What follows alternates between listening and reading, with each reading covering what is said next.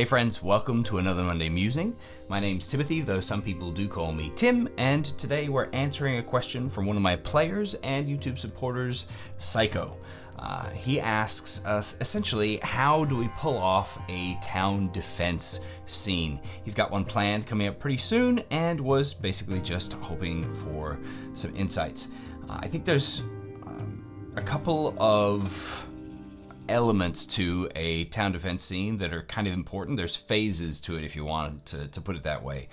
Essentially, there's like the lead up phase of like knowing what's coming and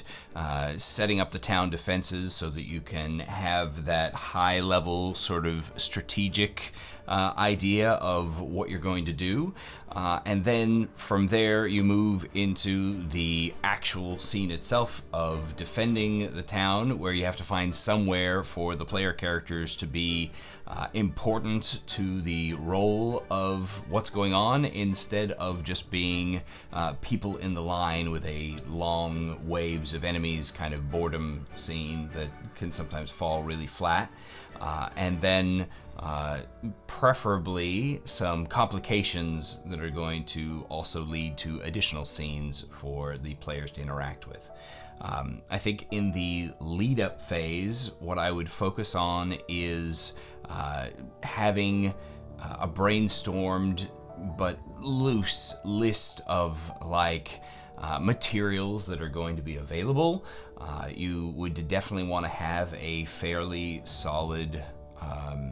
or at least it would be preferable to have a fairly solid map of what the town is going to look like, so that the players could take a look at that map and work together to decide on what are going to be danger points, important places to protect, where to assign whatever resources the town has for defending itself. And that's going to also lead them towards going into other stuff as well. But having the town map would be important. Having any additional resources in terms of the town's militia or special forces that might be able to do specific tasks, like clerics or wizards or druids or other casters that are going to turn the tide of things, even if they are significantly lower level than the characters. Depending upon the level of the characters, you're going to be facing different degrees of shenanigans as to what might be done. And you're going to have to be prepared to have a fair amount of hard work get wrecked, because when you tell somebody in X days this is going to happen, a lot of the times they're going to come up with some really different ideas than what you have planned, and you want to be able to allow your players to move towards those ideas and set the actual scenes. You just want to set up the situation for them. And so the more you know about the surrounding area, the troops that are coming against the town and what they how they're traveling, and the city and its defenses and its resources, the better. You're going to want to lean in to the ideas that your characters present, in as much as they feel like they're possible and reasonable, but telling them what resources they have is going to help them to come up with ideas. So if they know that there's a lumber mill and a carpentry shop, they know that there's a blacksmith's, they know that there's a shrine that needs to be defended, they know that the bad guys are coming there to get something specific. Those kinds of things are going to really play into how the whole thing goes down. I think after you have a solid map for the town and a list of resources for the town, focusing on the enemy force and getting an idea of what that looks like is a great idea, and perhaps even plotting out their plan of attack based on the village. If they just had just the village map and you didn't know what the players were going to do, what is the idea for how they're going to attack, and then possibly jot that down for yourselves, get that figured out, so that you can say that that's sort of set in stone, and then once the enemy commander, if there is one, learns something about what's going on, then they can adjust from there. But you want to have those initial waves and initial actions be based on your preparation beforehand, unless you're just particularly good at separating your knowledge from what of what the players are doing from what the monsters are doing. And I would hazard to say that most people are not as good at that as they say they are or think they are. So it's definitely a great thing to jot down. When it comes to what scenes are going to be important for the players, it's tempting to do the here is the line and the waves of foes, and that can be fun on occasion, but it can also be kind of challenging because if you've got a bunch of other NPCs that don't really fit the power level of the characters, you don't want to make the characters feel like they're the only ones getting attacked, but you also don't want the entire town just getting slaughtered while the players are fighting on these specific things. It's usually better in any kind of warfare sort of scenario to find specific key objectives that the players are suited to take on that the others aren't. Sometimes that means giving the roster of your enemies a blanket base of more manageable, mooky sort of minions en masse, and then maybe including a really powerful siege weapon, a huge creature that is stronger than what the town can handle. And so when that appears on the battlefield, or when they spy that in the preparation phase, then you basically want to lean towards the players taking care of that bigger threat while the town is following the plan that's been set to defend themselves against lesser threats. I would say that preparation is really going to be larger perhaps for this than it would be for a lot of other potential scenes, but not necessarily in a bad way, because it's just going to be kind of fun to plot it out, and planning the enemy forces can be loads of fun. When it comes to other scenes that you could run and complications that could come up, summoned creatures are an excellent way to throw a twist that players aren't necessarily expecting, because the summoners might be seen as wizards that could be producing spells, but what they're going to be producing is going to be something unknown and variable. So summon demons or other fiendish enemies is always a fun way to up the game. Necromancers making creatures rise again after they've fallen is a great complication and twist. But anything you can do that's going to break from what is expected to a side scene that is confusing or unknown is a excellent way to add to the town defense, because you want them to have enough knowledge to set a good defense and be able to be engaged in doing so, but you also want to have a few little surprises here and there that they can react to on the fly and prove themselves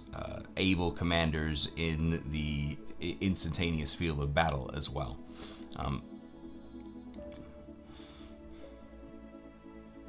Depending upon the city or village that is being overrun, you can have additional forces that the characters can take care of, and it can be fun to have relayed messages thrown to the characters that they just have to make a decision based on, and not necessarily have to go and deal with for their characters personally. But messengers running in and saying, help, what do we do? The chapel's being overrun, or this place is being attacked, and giving them that opportunity to direct the battle instead of just running around, playing firefighter and putting out the little fires that are appearing on the battlefield. Being able to direct other troops to do that can be really good. You may want to lean into that for the players and let them know that that's a possibility and an option. Let them know that the flag runner is coming there asking for directions, not asking for help. So it's like, what do we do? The archers are being overrun,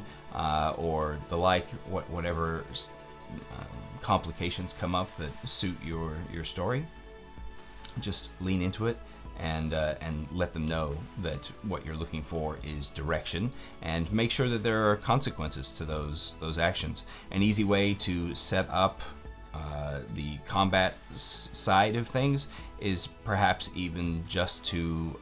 have a quick jotted number of the CR of the creatures that are involved, including the village side of things, and then the number of those creatures,